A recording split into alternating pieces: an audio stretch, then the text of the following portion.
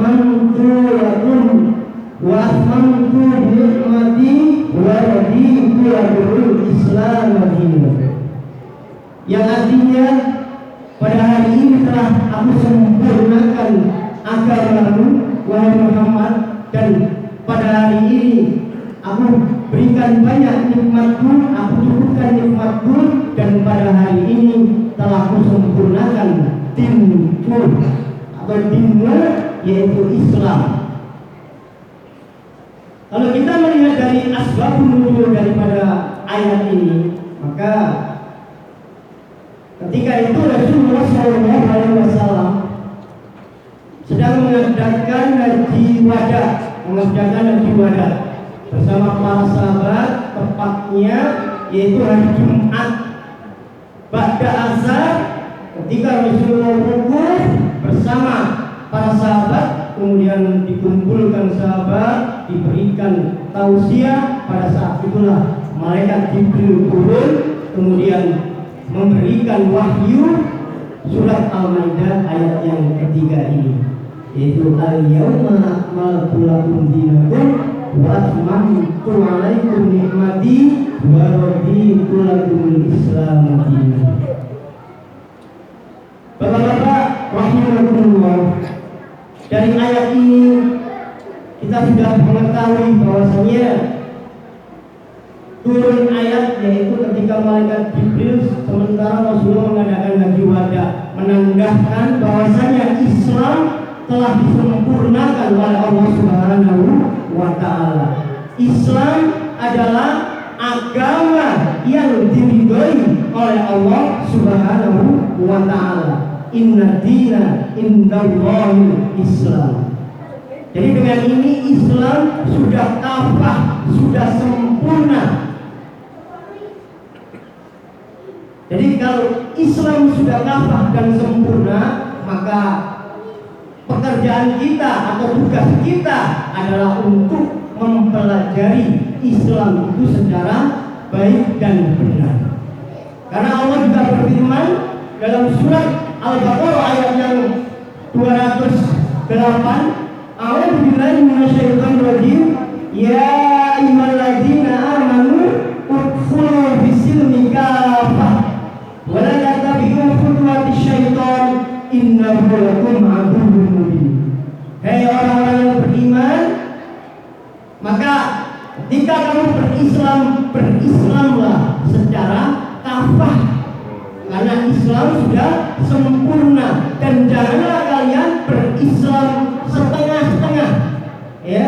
Dan juga janganlah kalian turuti hawa nafsu dan langkah-langkah syaitan, karena syaitan adalah musuh yang nyata. Muslimin jamaah salat Jumat yang dimuliakan oleh Allah Subhanahu wa Ta'ala, ketika Islam sudah sempurna, maka kewajiban kita adalah untuk mempelajarinya dan menjadikan dasar hidup agar supaya kita selamat di dunia dan di akhirat.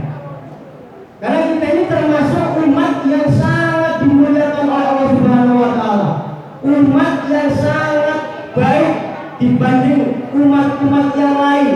Karena Allah juga berfirman dalam surat Al-Imran ayat 110, kuntum khairu ummatin ukhrijat linnas ta'muruna bil ma'ruf wa tanhauna 'anil munkar wa tu'minuna billah. Sungguh kalian adalah sebaik-baik umat, yaitu ketika kalian beramar ma'ruf dan bernahi munkar, dan kalian adalah hamba-hamba yang beriman kepada Allah Subhanahu wa Ta'ala. Masih muslimin sidang Jumat yang berbahagia, maka kalau kita lihat dari keislaman yang sudah diturunkan Allah Subhanahu wa Ta'ala dengan sempurna ini, sedikit hari ini kita bahas dalam kitab Akidah Islam, yaitu yang ditulis oleh Syed Syabik. Di situ menjelaskan bahwasanya Islam itu sebenarnya berintikan atas dua hal. Yang pertama adalah keimanan, atau disebut juga dengan akidah. Dan yang kedua adalah syariah atau amal perbuatan. Jadi pada intinya Islam itu berintikan atas dua hal. Islam adalah agama Allah yang diturunkan kepada Nabi Muhammad SAW, dan ia adalah agama yang berintikan keimanan dan perbuatan amal.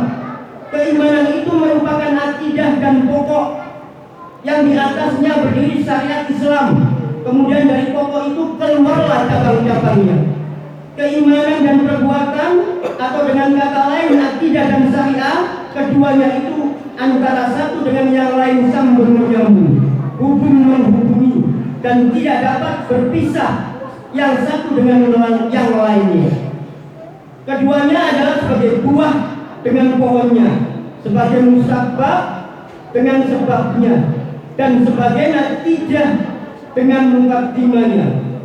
Oleh karena itu, hubungan yang amat erat ini, maka perbuatan selalu disertakan penyebutannya dengan keimanan.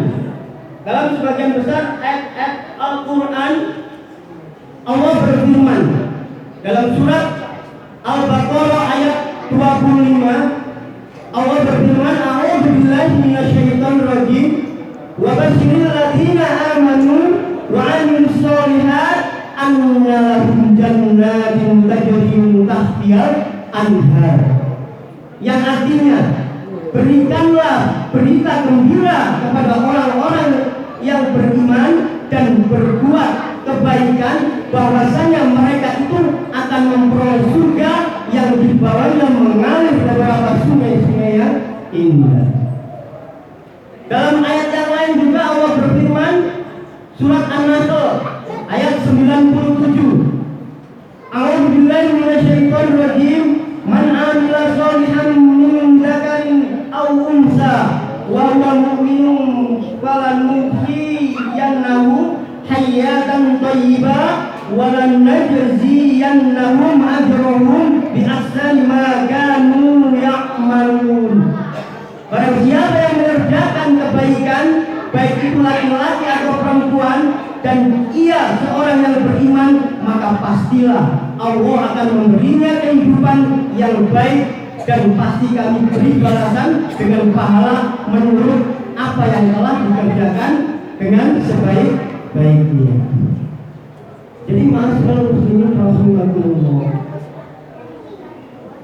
kalau kita melihat dari kitab akidah Islam yang ditulis oleh Syekh Sabiq ini, ya, bahwanya Islam itu berintikan atas dua hal. Yang pertama adalah akidah, ya, atau keimanan.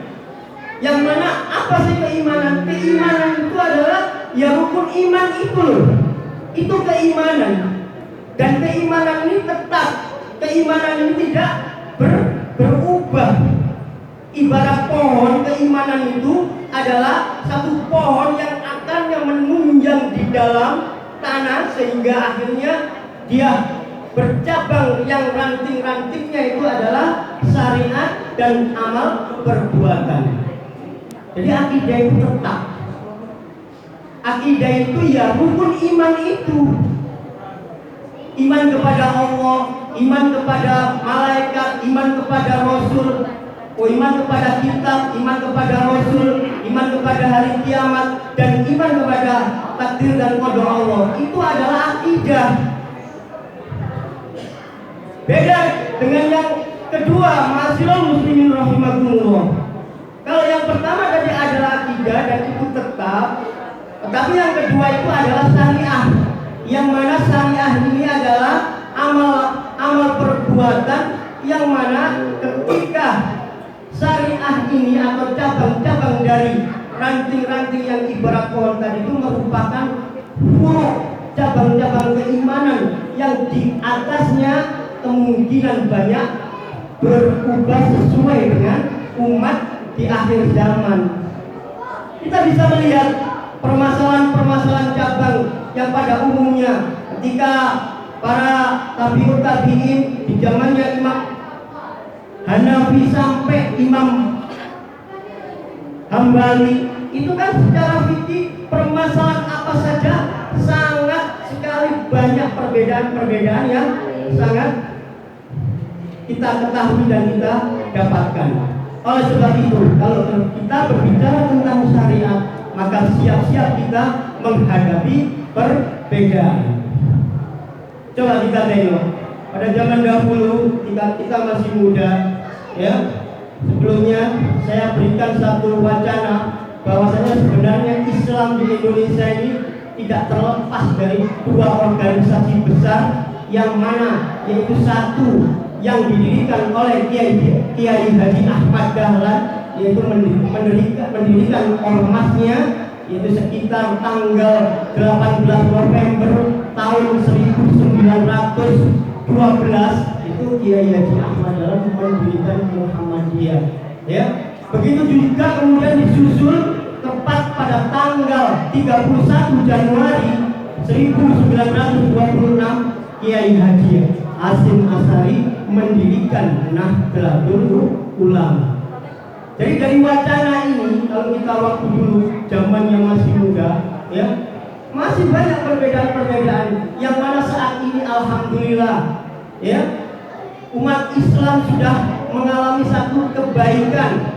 Hubungan yang dulu mungkin seringnya bertikai karena perbedaan pendapat yang selalu tampak. Contohnya, ya, misalkan sholat, misalkan di sini nggak pakai kunut, sementara tetangga kita yang di depan saya itu pakai kunut, ya, itu dulu menjadi masalah, bapak-bapak dan bapak-bapak sekalian rahimakumullah, ya.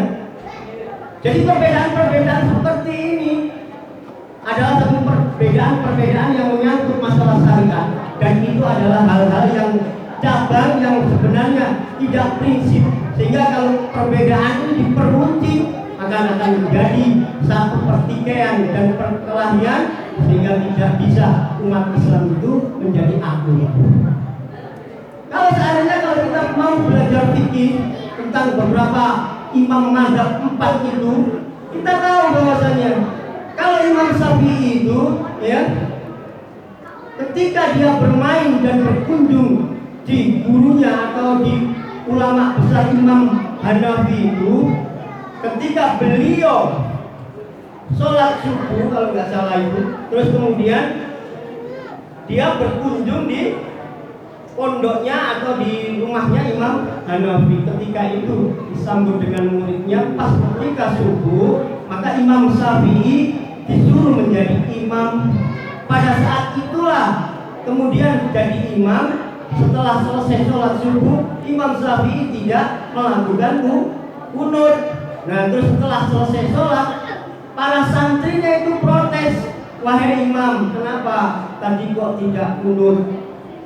Wahai santriku atau muridku, saya menghormati makam atau kuburan yang ada di depan yang diikuti oleh Imam Syafi'i itu. Sehingga dari sini kita bisa melihat, ketika kita, maaf contoh misalkan, kalau kita sholat di tempatnya orang-orang yang di depan kita itu, kalau sekiranya kita memakai mazhab kita, akan menjadi satu persinggungan atau ya pemahaman, wah ini Muhammad, ya mungkin contohnya ya. Padahal seperti itu sebenarnya tidak perlu kita jadikan permasalahan. Itu contoh kecil yang dulu saat kita masih muda itu sangat menjadi permasalahan. Tetapi alhamdulillah pada saat sekarang ini sudah mulai membaik. Contoh lagi misalkan di dalam sholat, ciri kita itu sudah diketahui, sama kita pun juga mengetahui ciri mereka. Biasanya kalau di sini itu sholatnya bismillahnya dijaharkan atau enggak dijaharkan, tetapi di sana dijaharkan. Contoh misalkan Allah